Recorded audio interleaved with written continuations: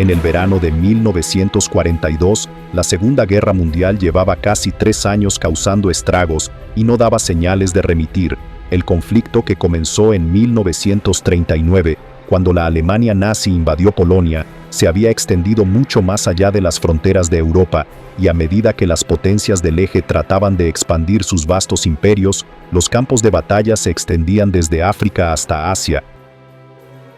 Con Alemania, Italia y Japón ahora unidos contra los aliados, los combates se habían extendido por todos los rincones del planeta y la lucha continuaba en los continentes devastados por la guerra, mientras que en el mar se libraban batallas navales por el control de las rutas de suministro.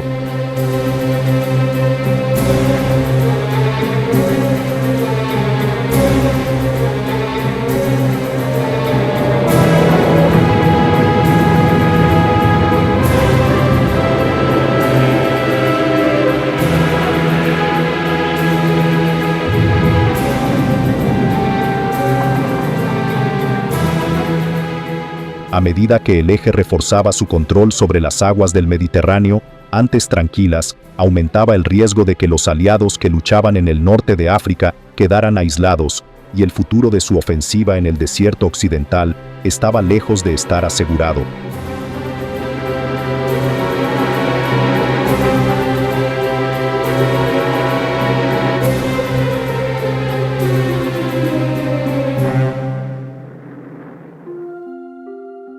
Las tropas italianas y alemanas suponían ahora una amenaza muy real para los intereses británicos en África, ya que se adentraron profundamente en el desierto de Egipto, llegando a El Alamein, a las afueras de El Cairo. En muy poco tiempo quedaba poco entre las potencias del eje y el canal de Suez, que era la vía de acceso a los yacimientos petrolíferos de Oriente Medio. Si los aliados querían tener alguna posibilidad real de victoria en la Segunda Guerra Mundial, las batallas que se avecinaban para asegurar el norte de África serían absolutamente cruciales.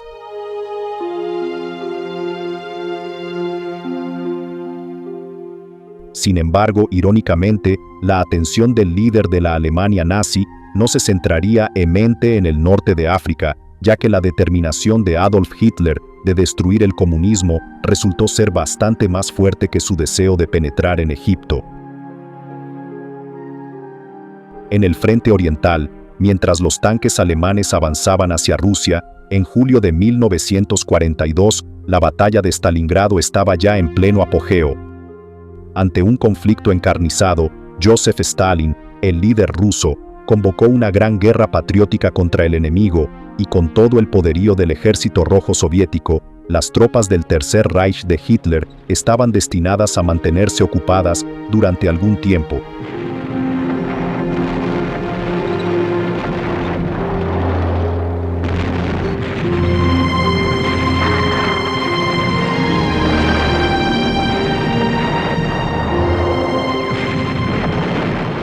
Y mientras tanto, en el lejano Oriente, a pesar de las inmensas ganancias territoriales de los aliados japoneses de Hitler, la marea que hasta entonces había favorecido al eje comenzaba lentamente a volverse en su contra. En el mar, la batalla de Midway, librada en junio de 1942, había resultado ser una victoria crucial para los aliados en el teatro de guerra del Pacífico.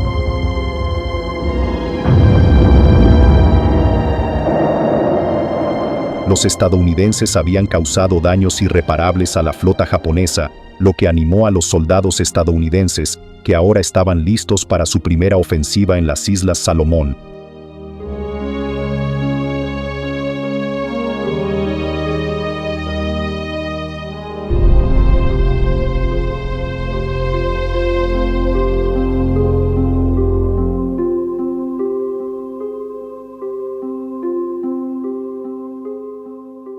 El continente africano había sido un campo de conflicto entre los imperios occidentales mucho antes del estallido de la Segunda Guerra Mundial, y aunque se establecieron colonias europeas en todo el continente, a principios del siglo XX ya quedaba poco que los habitantes nativos pudieran llamar suyo.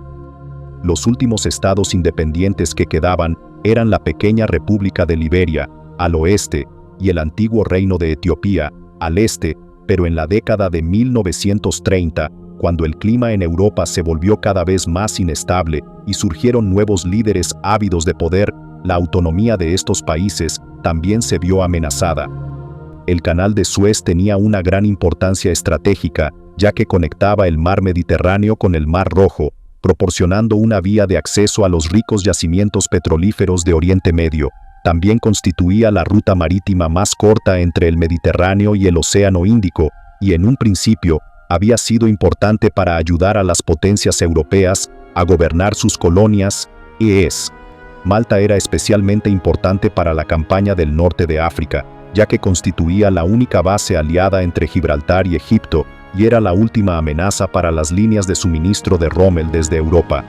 El primer ministro británico, Winston Churchill, consideraba la isla como un portaaviones insumergible, pero a medida que las tropas de Rommel avanzaban en Libia, derrotando a la fuerza del desierto occidental y dirigiéndose hacia el este, hacia Egipto, el control del eje sobre el Mediterráneo se reforzaría, y en 1942 casi ningún barco podría llegar a Malta.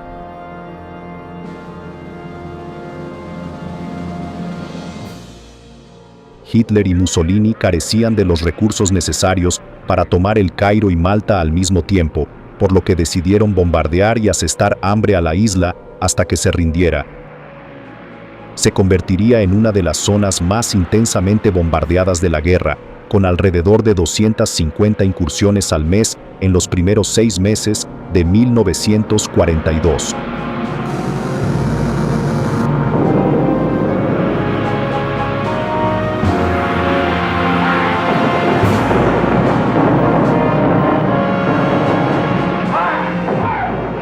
La destrucción de la isla fue inimaginable y miles de personas murieron o resultaron heridas en los ataques. Sin embargo, su devoción por la causa aliada no pasó desapercibida y se les concedió la Cruz de Jorge por su heroísmo, mientras que el presidente estadounidense, Franklin D. Roosevelt, describió la isla como una pequeña llama brillante en la oscuridad. Pero mientras los suministros disminuían y las fuerzas navales aliadas luchaban por llegar a Malta, los comandantes aliados se dieron cuenta de que solo era cuestión de tiempo que la isla se rindiera. Mientras tanto, Rommel se acercaba a Egipto y tras semanas de agotadoras batallas, el 20 de junio de 1942 había capturado Tobruk. 10 días más tarde sus panzers llegaron a El Alamein, una estación de ferrocarril en la costa de Egipto, a solo 60 millas de Alejandría. Aunque la posición aliada se deterioraba drásticamente, Churchill se negaba a ser derrotado por Adolf Hitler y se mantenía firme en que la batalla para aplastar al eje debía continuar. The day will come. It will come when British and American armies march into countries not as invaders but as liberators. And when from the soil that spring up in passionate hope and valiant effort, the peoples who have been held down under a cruelest of barbarian yoke. Aunque Churchill estaba decidido a derrotar a Hitler, la situación británica era ya crítica. Además de los avances del eje en Europa y África, existía una gran preocupación por el futuro del Imperio Británico en Extremo Oriente. Singapur había caído, al igual que Birmania, y no se podía ignorar el riesgo de que los japoneses se aventuraran a cruzar la frontera con la India y atacaran desde el este. Mientras tanto, a medida que los alemanes avanzaban en Rusia, acercándose al Cáucaso, existía la posibilidad de que nuevos ejércitos alemanes descendieran desde el norte a través de Irán. Sumado a la amenaza que representaban los japoneses y Rommel, esto significaba que las fuerzas británicas en Oriente Medio podrían tener que enfrentarse al enemigo en 3 frentes. A finales de junio de 1942, en Egipto ya cundía el pánico, y en el Cairo los británicos comenzaron a quemar documentos confidenciales, anticipándose a la llegada de las tropas de Rommel en cualquier momento. Mientras tanto, se tomaron todas las medidas posibles para frenar al enemigo, inundando las zonas alrededor del río Nilo y construyendo posiciones defensivas al oeste de Alejandría. Wavell, que originalmente había dirigido el mando de Oriente Medio, había sido sustituido para entonces por Claude Auchinleck, que anteriormente había comandado el ejército indio. Sin embargo, Auchinleck no había tenido mucho éxito desde su nombramiento un año antes y fue criticado por tener poca experiencia o conocimiento de las tropas británicas o del dominio. La Fuerza del Desierto Occidental, que para entonces había cambiado su nombre por el de Octavo Ejército, estaba formada por divisiones de todo el Imperio Británico, incluyendo Sudáfrica, Australia y la India. Sin embargo, la confianza que tanto los comandantes del dominio como los británicos tenían en Auchinleck estaba disminuyendo en el verano de 1942, y las relaciones se habían tensado considerablemente. No obstante, el destino de Egipto estaba ahora en sus manos, y el futuro de Auchinleck dependía de su éxito. La Fuerza Aérea Aliada del Desierto también desempeñaría un papel destacado en la defensa de Egipto, y cuando Rommel inició el ataque contra el Alamein, el 1 de julio de 1942, causaría daños considerables a las unidades que avanzaban. Los aviones de la RAF bombardearon intensamente las ya frágiles rutas de suministro, y mientras las columnas móviles británicas atacaban desde el oeste y el sur, los hombres de Rommel pronto se agotaron y se quedaron sin suministros.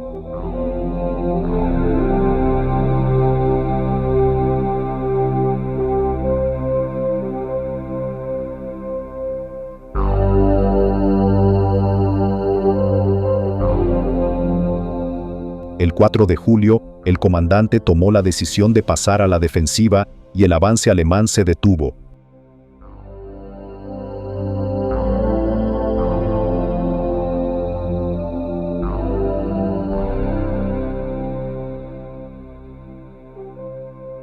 Para Churchill no era suficiente. Instó a Auchinleck a atacar de nuevo y eliminar la amenaza del eje, pero las defensas de Rommel se mantuvieron firmes, y aunque las batallas continuaron durante todo el mes de julio, a finales de mes el comandante británico no tuvo más remedio que poner fin a las operaciones ofensivas.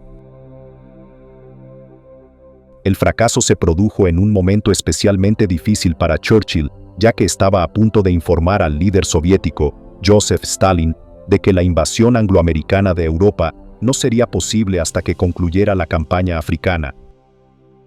Stalin llevaba luchando contra la Alemania nazi desde junio de 1941, y mientras los rusos luchaban desesperadamente por detener el avance de las tropas de Hitler, el líder soviético llevaba tiempo presionando a Churchill para que abriera un segundo frente.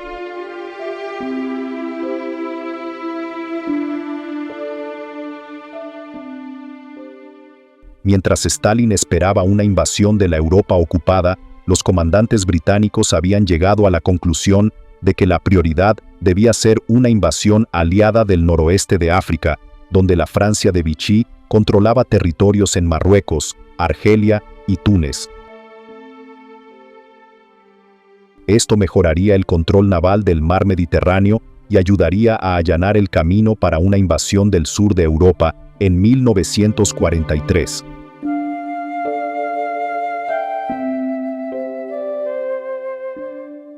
Aunque los estadounidenses no estaban tan entusiasmados como sus homólogos británicos, Roosevelt apoyó a Churchill cuando éste sugirió la invasión del norte de África. No obstante, con Egipto aún bajo amenaza, la posición aliada en la región era, como mínimo, precaria. Temeroso de que Stalin no estuviera satisfecho con los acuerdos alternativos, Churchill decidió hacer una parada en el Cairo de camino a Moscú, a principios de agosto de 1942, decidido a introducir algunos cambios en el mando de Oriente Medio. Para entonces, la moral de los miembros del Octavo Ejército estaba muy baja, y ante las quejas que circulaban sobre Auchinleck, Churchill decidió sustituirlo por el general Harold Alexander. Alexander tenía un historial encomiable, con condecoraciones por heroísmo tanto en la Primera como en la Segunda Guerra Mundial, pero lo más importante era que comprendía la importancia de mantener la moral de las tropas, y era muy respetado por los hombres a su mando. Junto con el almirante Harwood, que seguía al mando de las operaciones navales, y Arthur Tedder, que que comandaba las operaciones aéreas aliadas, Alexander llevaría ahora a los aliados a una nueva fase de la campaña del desierto occidental. Mientras tanto, también había que tener en cuenta el liderazgo del propio octavo ejército, que había estado comandado más recientemente por el propio Auchinleck. Churchill estaba muy interesado en que uno de los comandantes del octavo ejército, el teniente general William Gott, asumiera este papel, pero cuando el avión en el que Gott viajaba de camino a El Cairo fue derribado por un as de la aviación alemana, Churchill se vio obligado a reconsiderar su decisión. Sir Alan Brooke, jefe del Estado Mayor Imperial, había recomendado inicialmente que el teniente general Montgomery, que había dirigido las tropas en la batalla de Francia, asumiera el mando del octavo ejército, y aunque Churchill había rechazado la sugerencia anteriormente, con la pérdida de Gott, parecía que no le quedaba otra opción. El 7 de agosto, Montgomery asumió su nuevo cargo como líder del octavo ejército, y su dedicación a sus tropas y su popularidad entre sus hombres ayudarían a transformar no solo el ejército, sino también la suerte de los aliados en África, aunque los cambios en el mando de Oriente Medio mejorarían sin duda las posibilidades de los aliados. Churchill aún tenía que enfrentarse a Stalin con la noticia de que África tendría prioridad sobre Europa. Llegó a Moscú el 12 de agosto para discutir la situación con el líder soviético, pero aunque Stalin inicialmente abogó por un ataque a Francia, el primer ministro británico logró convencerlo. Le explicó que al tomar el norte de África, podrían amenazar el corazón de la Europa de Hitler, atacando a Alemania a través de Italia, y le aseguró al líder soviético que, mientras tanto, las fuerzas estadounidenses y de la Commonwealth se reunirían en Gran Bretaña, listas para la eventual invasión de Francia a través del canal.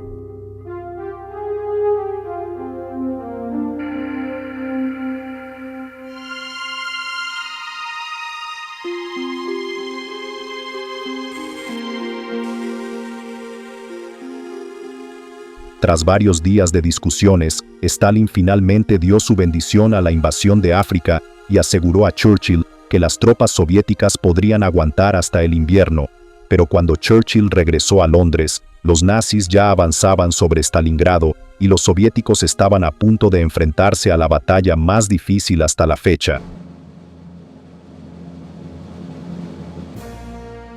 Cuando Adolf Hitler ordenó la invasión de la Unión Soviética en 1941, tenía una serie de objetivos estratégicos, entre los que se incluían la conquista de Leningrado, al noroeste del país, Moscú, la capital de la Unión Soviética, en el centro, y Stalingrado, al sur, pero hasta el momento la conquista de Rusia estaba resultando más difícil de lo que el líder nazi había previsto. Aunque las tropas de Hitler habían llegado a Leningrado en septiembre de 1941, los defensores de la ciudad se negaron a rendirse y el asedio de Leningrado se prolongó durante otros 2 años y medio.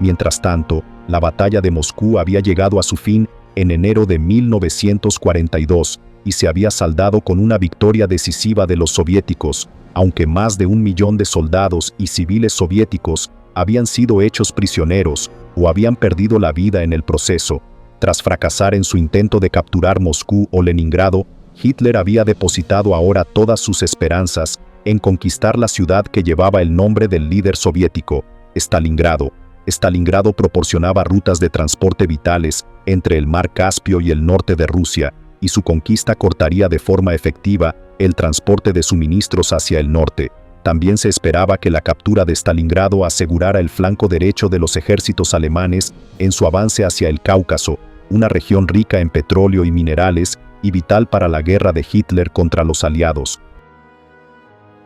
Pero quizás una de las principales razones por las que Hitler atacó Stalingrado fue su importancia para el líder soviético. Stalin había participado en la defensa de la ciudad contra el Ejército Blanco en 1919, cuando el Ejército Rojo luchaba por la supervivencia del bolchevismo, y cuando llegó al poder como líder de la nación comunista en la década de 1920, decidió cambiar el nombre de la ciudad, que originalmente era Tsaritsyn, por el de Stalingrado, para celebrar su papel en la Revolución Rusa. Adolf Hitler no pasó por alto ese simbolismo, pero mientras que el dictador nazi estaba impulsado por su deseo de destruir el comunismo, su Estado Mayor quería atacar de nuevo en la dirección de Moscú, con la esperanza de poder aplastar al resto de las fuerzas militares soviéticas. Sin embargo, había pocas esperanzas de disuadir a Hitler una vez que tomó la decisión, y el ataque a Stalingrado y el Cáucaso, cuyo nombre en clave era Operación Azul, tuvo prioridad sobre todos los demás planes militares, y estaba previsto que comenzara a finales de mayo de 1942.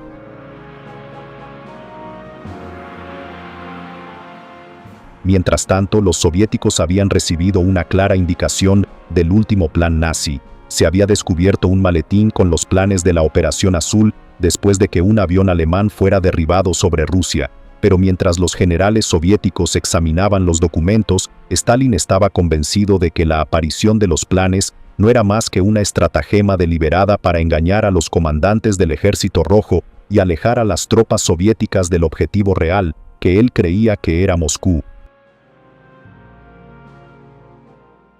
Por el momento, la protección de la capital seguía siendo la prioridad de Stalin, pero mientras las tropas nazis se preparaban para el avance, los verdaderos motivos de Hitler pronto quedarían claros. Un mes más tarde de lo previsto, el 28 de junio de 1942, la Operación Azul finalmente comenzó, y las tropas del Grupo de Ejército Sur avanzaban a toda velocidad por las desoladas llanuras rusas hacia su objetivo. Las fuerzas del eje se habían dividido en dos grupos: el Grupo de Ejércitos Sur A, comandado por Wilhelm List, que incluía el 17º Ejército, y el 1er Ejército Panzer, que avanzaba hacia el Cáucaso, en el extremo sur. Mientras tanto, el Grupo de Ejércitos Sur B, que incluía el 2º Ejército del general Hans von Salmuth, el 4º Ejército Panzer y el 6º Ejército del general Friedrich Paulus, marchaba hacia el este, hacia Stalingrado y el río Volga. Entre los comandantes nazis existía la preocupación de que la decisión de llevar a cabo dos operaciones simultáneamente supusiera una carga para las líneas de suministro y pusiera en peligro toda la ofensiva, pero en las primeras etapas del avance, el progreso del Grupo de Ejércitos B hacia Stalingrado fue tan bueno que Hitler decidió realizar algunos cambios en el orden de batalla. Creyendo que el Grupo de Ejércitos B ya no necesitaba al 4º Ejército Panzer, ordenó a los tanques que se dirigieran al sur para unirse a las tropas que avanzaban hacia el Cáucaso. El cambio de estrategia provocó un enorme atasco, ya que los Panzers se cruzaron en el camino del 6º Ejército motorizado, y el avance de Paulus se retrasó. Mientras el 6º Ejército esperaba, los días pasaban y el factor sorpresa se evaporó.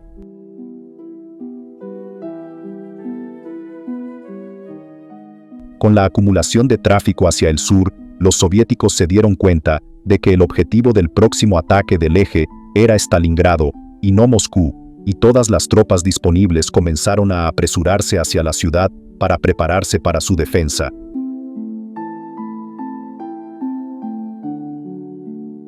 El general del Ejército Rojo, Andrei Yeremenko, fue puesto al mando y consolidó las fuerzas que tenía en la orilla oriental del Volga para prepararse para su llegada.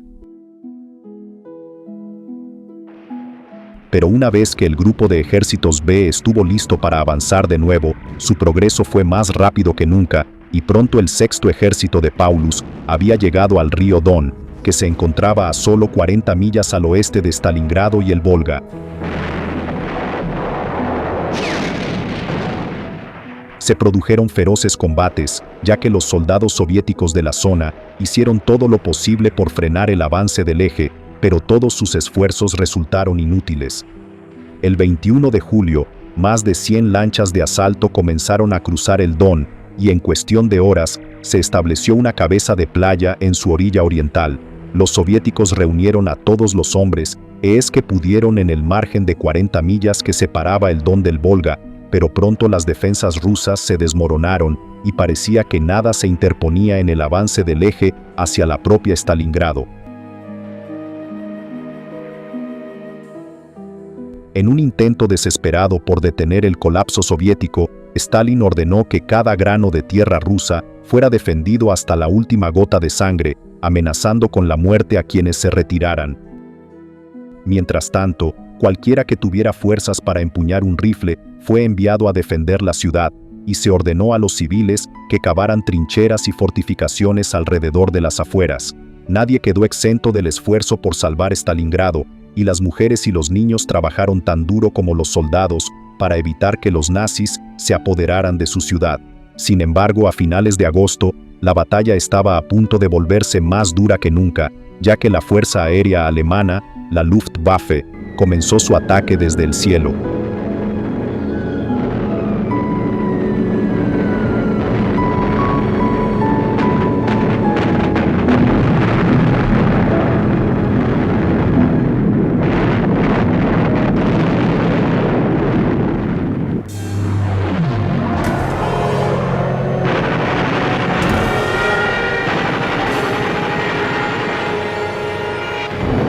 A medida que la ciudad quedaba reducida a escombros y ruinas, las tropas del eje se acercaban cada vez más, y pronto la vanguardia del Sexto Ejército había llegado a una sección del Volga al norte de la ciudad. A principios de septiembre, Stalingrado estaba rodeada por 3 lados, y la verdadera batalla estaba a punto de comenzar.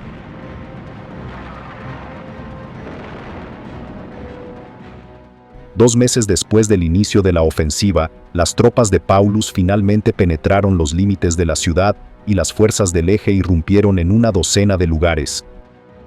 Poco después, los nazis cortaron la línea férrea que atravesaba Rusia desde Stalingrado hasta Moscú, destruyendo una de las rutas de suministro más importantes del país. Las tropas y los suministros solo podían llegar a Stalingrado desde el otro lado del Volga, detrás de la ciudad.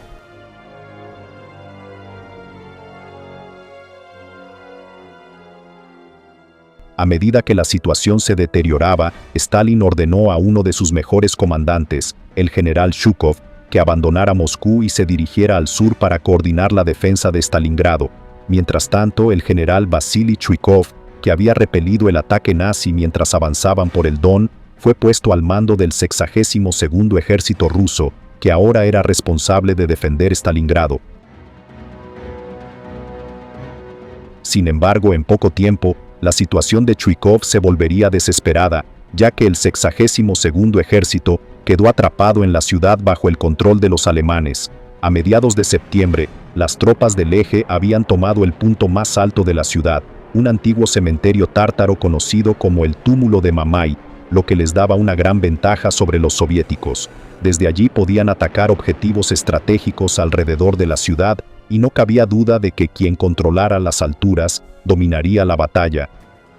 La 13ª División de Fusileros de la Guardia Soviética cruzó el Volga para reforzar al 62º Ejército y recibió la orden de Chuikov de atacar el punto fuerte. Pocos sobrevivirían a la prueba y miles de soldados soviéticos morirían en la batalla por la cima. Pero pronto volvió a estar bajo control ruso y los combates se trasladaron a las calles de Stalingrado.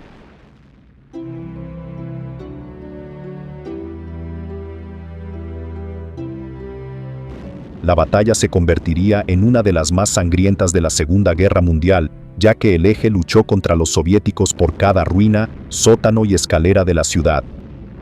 No había líneas de batalla, solo brutales escaramuzas entre una calle y otra, mientras que los edificios plagados de francotiradores convertían la zona en una vasta zona de muerte. Para los que luchaban en el interior, la vida se convertiría en un infierno interminable de disparos, hambre y miedo, y las bajas en ambos bandos serían inmensas.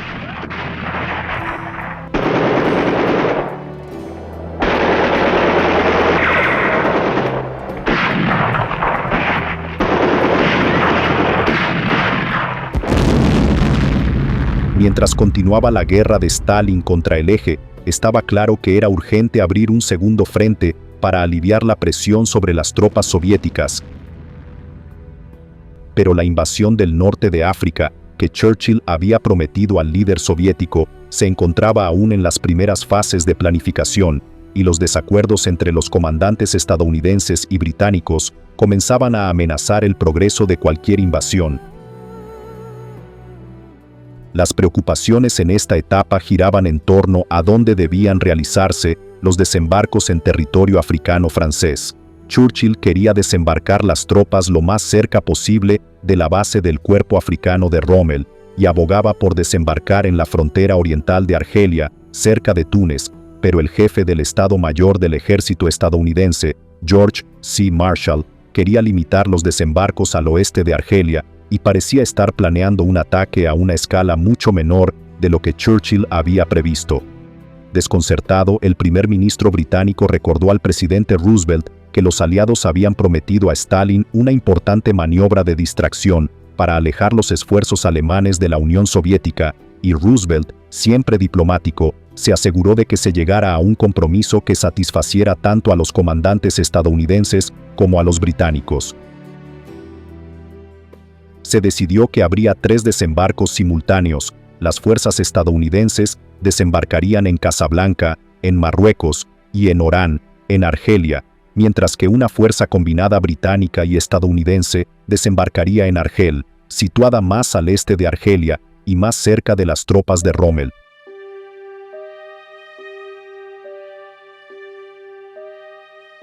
Sin embargo, la invasión en sí misma requeriría tiempo para prepararse, y aunque los soldados y marines estadounidenses se movilizaron para el ataque y comenzaron a llegar a Gran Bretaña, listos para su primera ofensiva europea, parecía poco probable que las fuerzas estadounidenses estuvieran preparadas para la invasión hasta finales de otoño.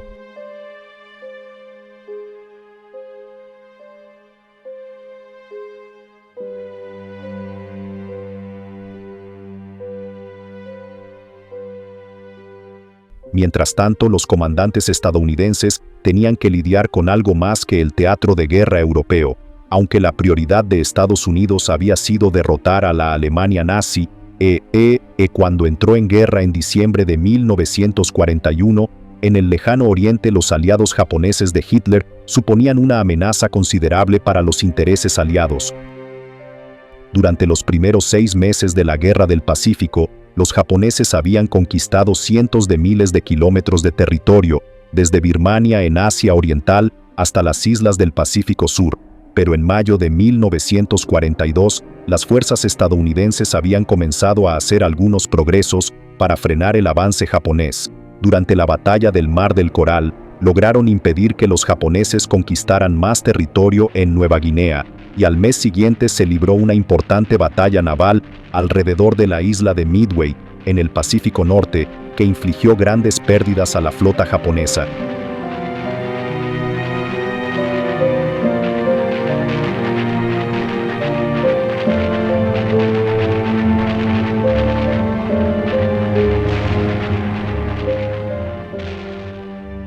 Sin embargo, el Imperio del Sol naciente no daba señales de cejar en su campaña de conquista de nuevos territorios, y a mediados de 1942 estaba construyendo un gran aeródromo en Guadalcanal, en las Islas Salomón.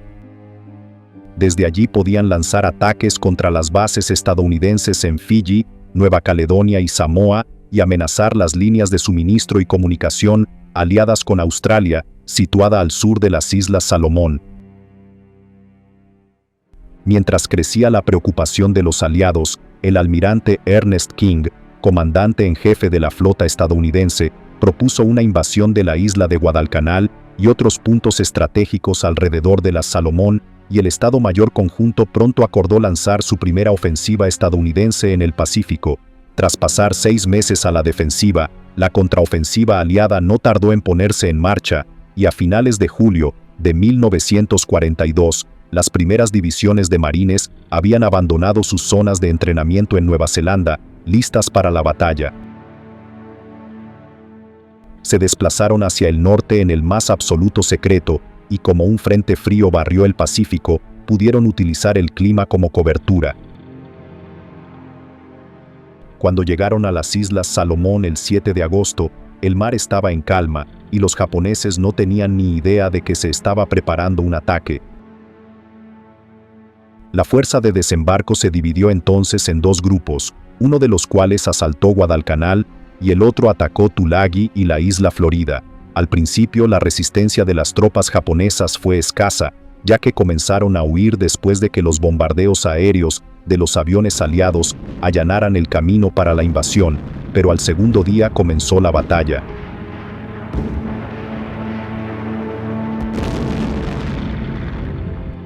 Mientras las tropas contraatacaban en tierra, se produjeron intensos ataques aéreos por parte de aviones japoneses con base en Bougainville y otras islas cercanas, pero a pesar del bombardeo, las fuerzas estadounidenses habían llegado al aeródromo japonés en el segundo día de la ofensiva. Renombraron la base aérea como Henderson Field, en honor a un marine que había muerto durante la batalla de Midway, y desde allí los estadounidenses pudieron lanzar sus propios ataques contra el enemigo.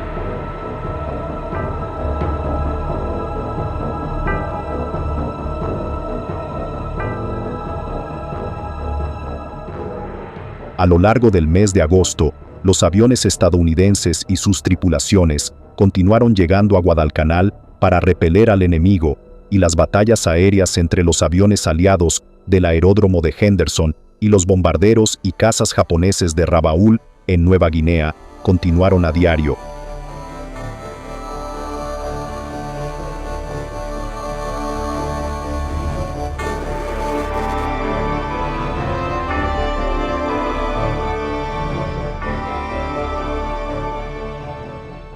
Mientras el comandante japonés que defendía la isla ordenaba a sus tropas derrotar y aniquilar al enemigo, las batallas en las densas y plagadas de enfermedades selvas de Guadalcanal serían algunas de las peores que los soldados estadounidenses librarían durante la Segunda Guerra Mundial. Mientras tanto, a 800 millas al oeste, se libraba un conflicto igualmente difícil, coordinado por el comandante supremo aliado de la zona del Pacífico suroccidental, el general Douglas MacArthur. Se había decidido que la invasión de Guadalcanal se llevaría a cabo al mismo tiempo que una ofensiva aliada en Nueva Guinea, donde los japoneses amenazaban con apoderarse del territorio una vez más. Se habían aprendido lecciones en la batalla del Mar del Coral, y en lugar de lanzar una invasión anfibia, esta vez los japoneses decidieron montar un asalto terrestre a través de las imponentes montañas Owen Stanley a finales de julio. Su objetivo era una ciudad estratégica en la costa sur de Nueva Guinea, llamada Port Moresby, desde donde podrían lanzar nuevos ataques contra el noreste de Australia.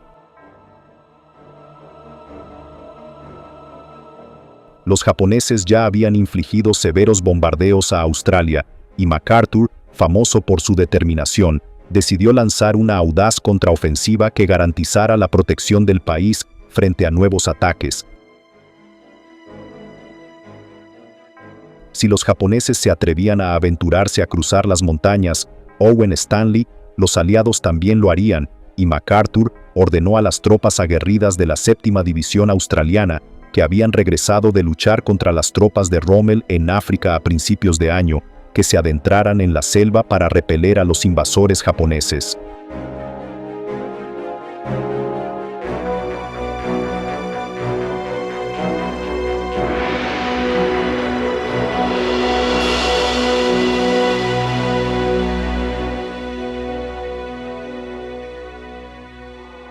La ruta que siguieron fue el sendero o pista de Kokoda, que les llevaría a través de algunos de los terrenos más peligrosos del Pacífico Sur.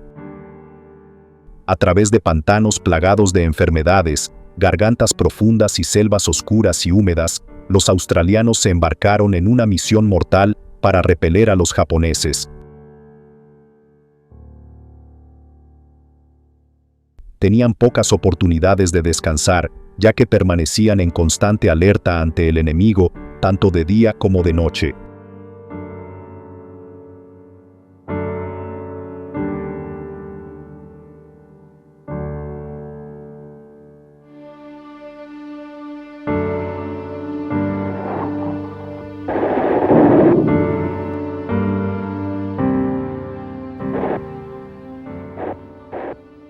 Mientras tanto, los aviones estadounidenses sobrevolaban la zona para lanzar suministros a las tropas que luchaban en tierra, aunque las señales de humo que enviaban los australianos no siempre eran fáciles de localizar.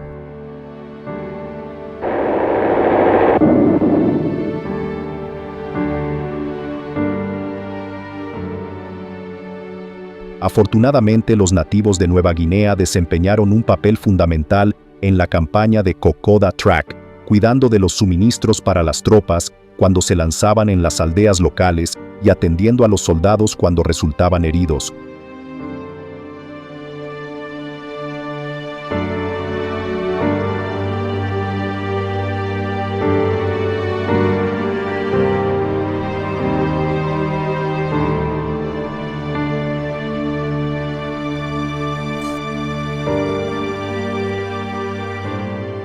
Aunque las campañas en las Islas Salomón y Nueva Guinea continuaron hasta el otoño de 1942, estaba claro que las batallas para derrotar a los japoneses aún se encontraban en sus primeras etapas, y mientras las tropas australianas y estadounidenses intentaban arrebatarle territorio al enemigo, centímetro a centímetro, era evidente que la guerra en el Pacífico sería un conflicto largo y encarnizado. En África y el Mediterráneo, sin embargo, ya se vislumbraba un rayo de esperanza en el horizonte, mientras continuaba la batalla contra las fuerzas alemanas e italianas. En agosto, se había puesto en marcha una operación para hacer llegar suministros a los que luchaban desesperadamente en Malta, y 14 buques mercantes habían zarpado de Gibraltar, protegidos por 2 grandes fuerzas de buques de guerra. A lo largo del viaje, las fuerzas aliadas sufrieron intensos bombardeos por parte de los aviones del eje, y muchos de los barcos aliados, incluidos destructores,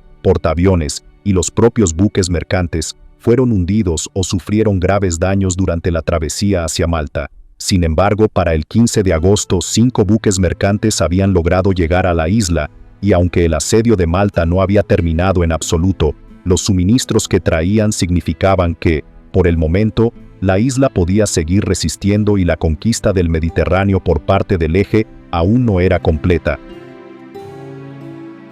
Mientras tanto, en África, la moral de las tropas aliadas que protegían Egipto se había visto considerablemente reforzada por la presencia del general Montgomery. Tras asumir el mando del 8º Ejército el 13 de agosto, se convirtió en un torbellino de actividad, apareciendo regularmente ante las tropas y anunciando a sus oficiales: si nos atacan, no habrá retirada. Si no podemos permanecer aquí con vida, permaneceremos aquí muertos. A finales de agosto, Rommel hizo un último y desesperado intento por llegar al Nilo, pero Montgomery, demostrando que era un hombre de palabra, frenó el avance nazi en 2 días de combate en la batalla de Alam el Halfa. A partir de ese momento, Montgomery se centró en la preparación de un contraataque que, según él, conduciría a una victoria decisiva contra las fuerzas de Rommel.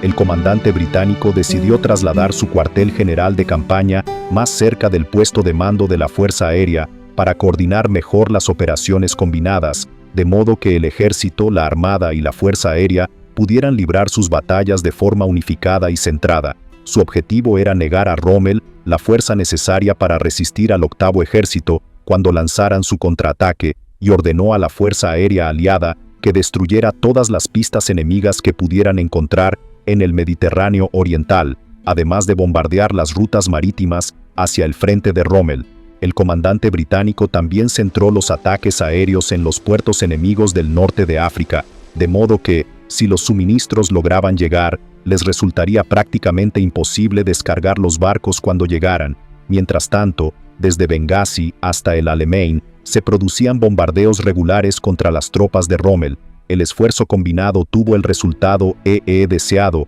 y en menos de un mes, menos de la mitad de los suministros de Rommel lograban llegar a su destino. Pronto se invertiría la situación en el norte de África, y mientras continuaban los preparativos para la invasión del noroeste de África, el eje se enfrentaría en poco tiempo a un ataque en 2 frentes. Rommel sabía muy bien que las fuerzas de la Commonwealth británica pronto serían lo suficientemente fuertes como para lanzar una ofensiva contra su ejército, y su única esperanza ahora era que las fuerzas alemanas que luchaban en la batalla de Stalingrado pudieran derrotar rápidamente a las tropas soviéticas. Los alemanes que avanzaban por el Cáucaso podrían entonces amenazar Irán y Oriente Medio y alejar a las tropas británicas de su línea del frente. Pero las esperanzas de Rommel serían en vano, ya que en Stalingrado los rusos estaban planeando un contraataque trascendental y al acercarse el invierno de 1942, la marea de la guerra estaba a punto de cambiar.